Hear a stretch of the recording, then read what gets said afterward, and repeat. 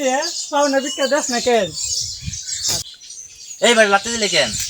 এক পকেটে খাবার পিতা তুই মিললে না মুদির এই তো গরিব লোকের জন্য এরকম অভাব। শোন গরিব হইয়া আমরা কি হক না হক নষ্ট করছে মুদিরা।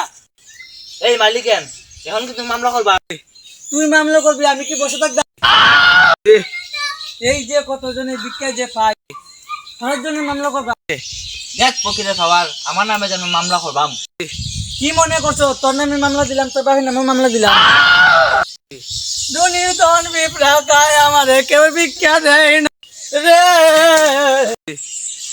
ও চাচা ভিক্ষা দিলে বারে গো দিলে কি বারে ভিক্ষা দিলে ধন সম্পত্তি দিলে বারে গো বারে। গত বছর এক বিঘে পেঁয়াজ 10 টাকা লাইন এক বছর আগে এখন কালে আমার টাকা যাই না দিলে চাষি চলে যায়। ওইতে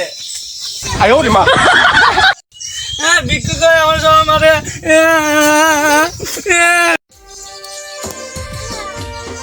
হ্যালো গাইস, আপনারা কেমন আছেন? আশা করি আপনারা সবাই ভালো আছেন। এর আগে তো কষ্ট করে ভাই ভিডিওটা বানিয়েছি নতুন সাসপেন্স দিয়ে। আপনারা সবাই লাইক ফলো সবাই করে দিবেন। আপনারা আশা করি আপনারা ভিডিওটা সবাই ভালো লাগবে।